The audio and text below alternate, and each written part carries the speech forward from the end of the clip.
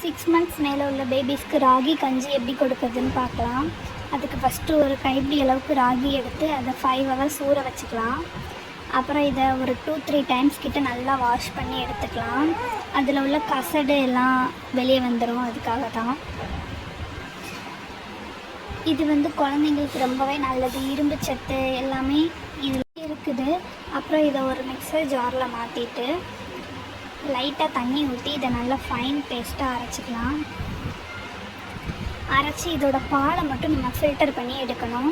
ஒரு ஜல்லடை எடுத்து நம்ம அரைச்சதில் அந்த இதை ஊற்றி பாலை தனியாக எடுத்துக்கலாம்.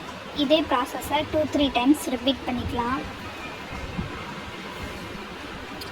இதில் உள்ள பால் ஃபுல்லாக வெளியில் வந்ததுக்கப்புறம் மிச்சதை அப்படியே தூர போட்டுட்டு இதை ஒரு கேஸ் அடுப்பில் வச்சு நல்லா லோ ஃப்ளேமில் ஃபஸ்ட்டு வச்சு நல்லா கிளறிக்கிட்டே இருக்கணும். கொஞ்சம் கெட்டியாக வரவும் நல்லா ஹை ஃப்ளேமில் வச்சு நல்லா காய்ச்சி எடுத்துடலாம்.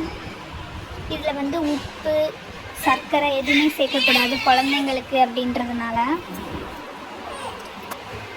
1 வயசு வரைக்குமே குழந்தைங்களுக்கு உப்பு சர்க்கரை அதெல்லாம் சேர்க்கக்கூடாது. அப்புறம் இது நல்லா கஞ்சி மாதிரி வந்ததுக்கப்புறம் இதை இறக்கி ஒரு பவுலுக்கு ட்ரான்ஸ்ஃபர் பண்ணிடலாம். குழந்தைங்களுக்கு ஃபஸ்ட்டு சாலிட் ஃபுட் இன்ட்ரடியூஸ் பண்ணுறப்ப இந்த ராகி கஞ்சி பெஸ்ட் ஆப்ஷன். இதை ஃபஸ்ட்டு கொடுக்குறதுக்கு ரொம்பவே பெஸ்ட்டு.